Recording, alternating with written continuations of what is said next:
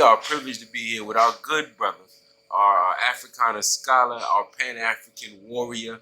Brother is an editor, he's an author, he's an activist. He's covering all the bases, brother Dr. Jahi Issa.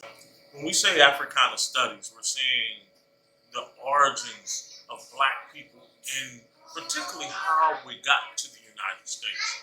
And when we look at the history of Africana Studies, its development, a lot of people want to trace it, a lot of intellectuals like to trace it back to an academic setting established by European America, right? Or those of us who come out of those academic settings like myself. However, I will make the argument that the development of Africana Studies or the study of Black people and how we survive from ancient to modern, as far as this relationship of African people being illegally trafficked to the United States, has everything started actually on the plantations with indigenous African schooling. Now, if we look at the movie Birth of a Nation, right, that dealt with Nat Turner, that movie is interesting for several reasons.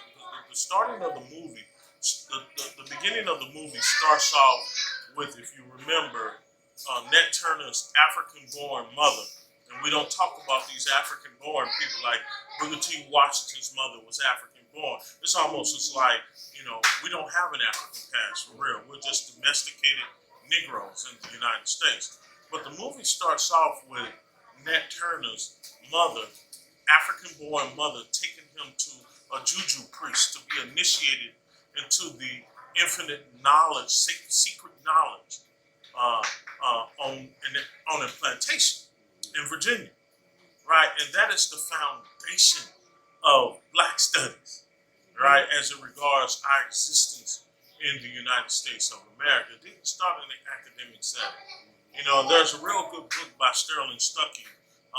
It's a classical foundation study called Slave Culture, the Ideological Origins of Black Nationalism, right? And he talks a little about the ring shout and these indigenous African cultures that were here in the United States when African people were forcibly brought in.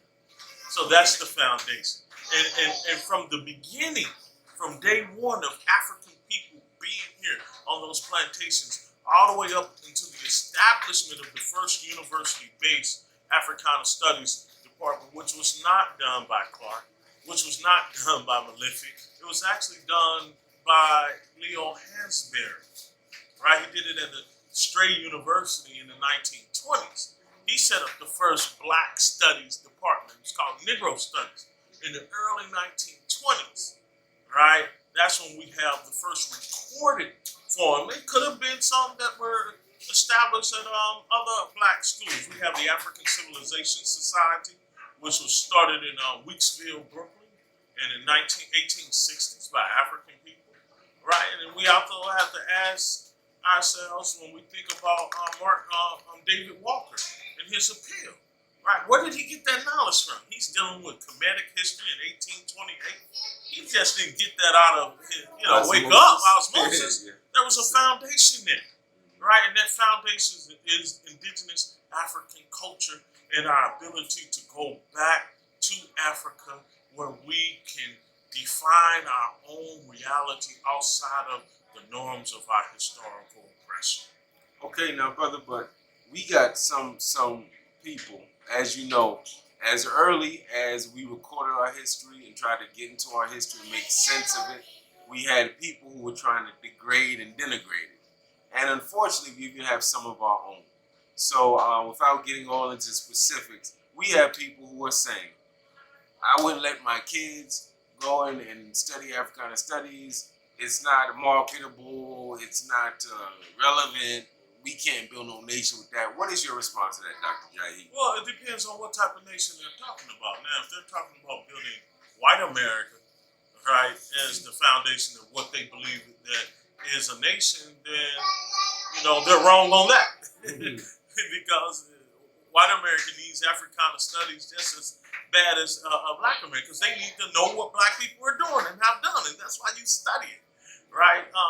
I was reading an article on my way here from Brooklyn called why Jewish studies, right? Mm. And I just Googled, why Google Jewish studies, and I saw a plethora of articles, right? And black people seem to be the only confused people, and this is coming from black intellectuals, so-called black intellectuals, who obviously, when they make these type of statements, it shows you how far we've been assimilated into European culture. That, for the most part, we're really just colored people, but we're European in our ways of thinking. And this is something that W.B. Du Bois warned us of in 1960 in his last speech in the United States, where he said by the year, now remember, he said this in 1960, right before he leaves to go to Ghana, and he dies in Ghana. He leaves intentionally, gives up his U.S. citizenship, and leaves. And he said by the year 2000, he was prophesying, black people will become, in their action, more and more white. He said they will not want to study Negro studies or Africana studies or black studies. And he said once that happens, there will be no more black America and black people will be wiped off. And so to the extent where we have people making these statements, then it's basically showing us that W.B. Du Bois was right. And so whenever we start making these statements that we don't need to study us as a people, or we don't need people who are trained to do it, we're basically, without even knowing it, advocating for our own genocide. That's where we are. And that's the process of our assimilation. We're pretty much assimilated colored people. We're no longer Africans to the great extent. We don't even understand what happened to us. We have no clue of what happened. It's like we're giving up our birthright. Yeah, we've given it up for the most part. We've given up the ghost. And this is what Du Bois is saying, because we've been totally assimilated. And it's very important for any colonizing group. We've got to remember, the United States is a white nation. It's 75% white. The legislature is 75% white, right? But it's a settler state, meaning they came in, conquered groups of people, then brought our ancestors here against their will. And what they had to do during that period is gradually, but rapidly, right, and systematically take away all elements of culture and remembrance. They have to do that. They must do that, for them to survive. How do they do that? Describe for us briefly, brother. What is the process? The mere fact that we're speaking English. Look at me and you phenotypically. Look at us. Look at us. And compare us to other groups of so-called black Americans or African Americans. Right? We've lightened up. That's one way. That has to happen. One. Two, you have to take away the most important aspect of culture is language. None of us speak any African languages. In the 40s and the 50s, some of us in the South were still speaking a Congo-based language that they call Ebonics, which has its own systems of communication, and it is an official language. And small elements of us do speak it in the South, but for the most part, culturally, it's been taken out. Right? So they had to do this. They had to do this by taking full control of the educational system, by bringing us in. By bringing us in, we had to give up a lot. And the class differences got very confused. They were able to raise up a group of black elitists and put them out as the shining example of what it means to be, quote unquote, American. And so in doing that, at the same time, they're stripping every element of our Africanness out of us, to the point that we have no clue of who we are. We're totally clueless. Malcolm X would talk about this in the 60s. When black people say, I ain't lost nothing in Africa, he said, well, you've lost your mind in Africa, right? We don't even talk about Africa anymore. We don't even say we ain't lost nothing now. Africa is not even on our mind. I know black people who are nationalists who use Africa in a symbolic gesture to try to sell products, right? But they really have nothing. They've been totally assimilated to the point where they want nothing to do. They'll talk about all the negative aspects about Africa, but won't talk about any negative aspect of European culture and what made Africa the way it is now. At least some of Africa, not all. Now, brother, just hearing you for these brief moments, I understand the importance of why we need people who are trained, proficient in research methodology, who know the issues intimately, and are qualified to even train other people to know these issues and know the methodology. But I have heard you on different YouTube clips in kind of not formal debates, but almost disagreements with brothers, and it seems like some of our people are having difficulty appreciating the importance of formal training in these different disciplines. Yeah. And it seems like you're being almost portrayed as kind of, you're coming from this elitist position, you don't respect the street scholars. Can you please explain this to us and give us clarity on why you feel we do need a segment of our people that are trained? Yeah, well, what you're saying, particularly with the autodidact street scholars, right? They are responding that way to me simply because over the last 30 years, our intellectuals have all been bought off. And so they don't get to interact with them. So I'm like this new phenomenon, right, in their face, and it's so abstract to them because they've never had any one-on-one dealings, right, in the last, especially since the death of Clark, Dr. Ben particularly, right? There, in the 60s, 70s, and the 80s, the black intellectuals who were at the forefront of our culture and our tradition, always talking about Africa as the center, were within the community. Dr. Clark, you will hear some of the old audio tapes, you hear ambulance going by, he's in the hood, he's in the community. Yeah, he's a professor, but he's in the community. Van Sertima, they were in the community, right? And so that older generation got to see that, right? But this new generation, with a lot of our brothers and sisters who are coming out of jail, and this is where they're being introduced with some aspects of information, although a lot of it is outdated, but not irrelevant, but they don't understand that a lot of this research has been updated and furthered, right? And so when they see someone like me who's been systematically trained, they see it as a threat instead of seeing it as, okay, how can I learn from this man? Yeah, this man obviously has a lot more information than I do.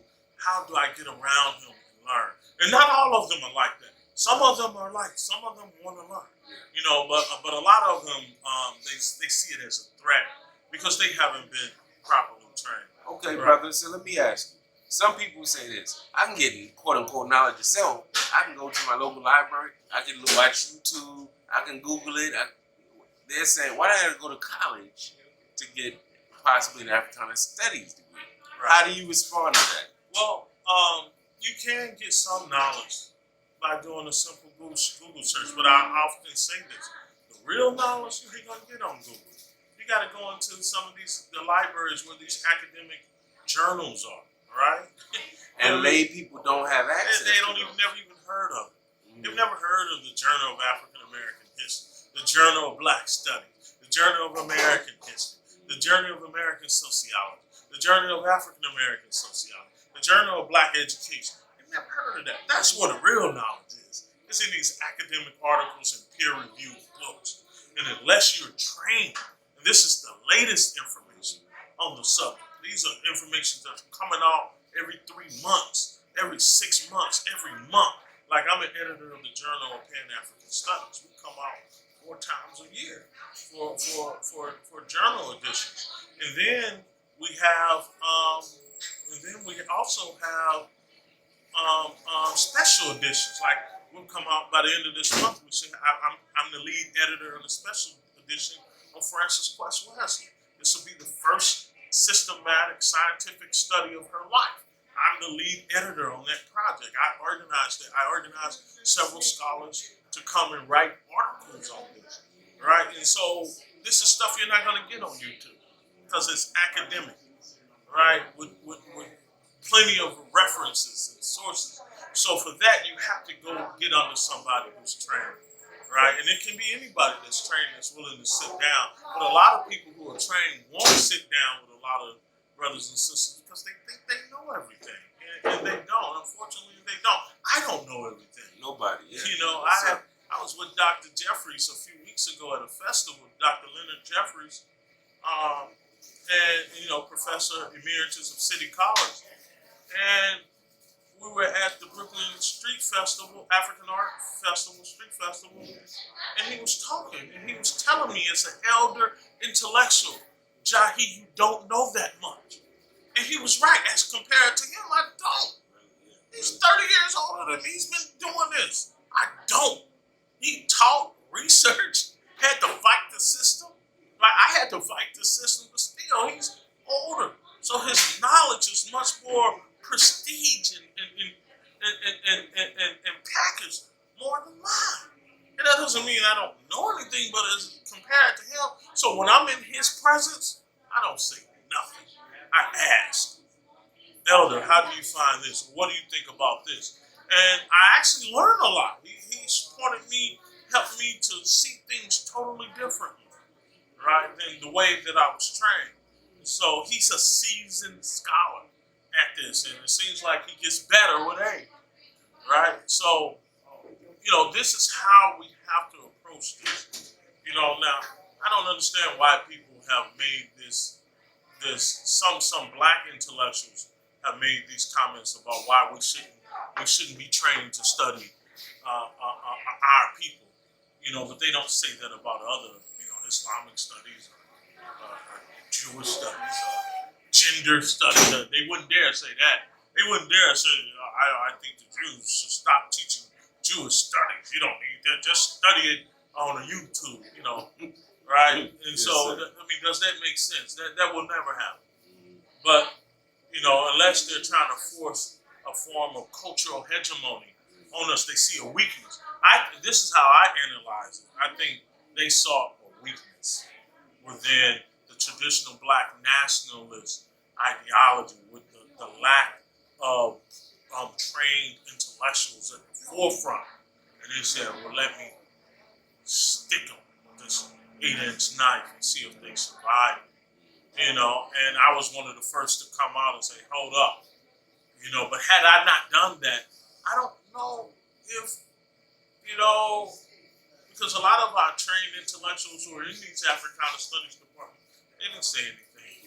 They can't say anything, right? And that tells you where Africana Studies is going, to the point where you can't even counter what somebody else says. Because if you do, you may lose your position of power and influence. And so, you know, ultimately, Africana Studies and Black Studies should lead toward sovereignty, right? It shouldn't lead us toward a form of,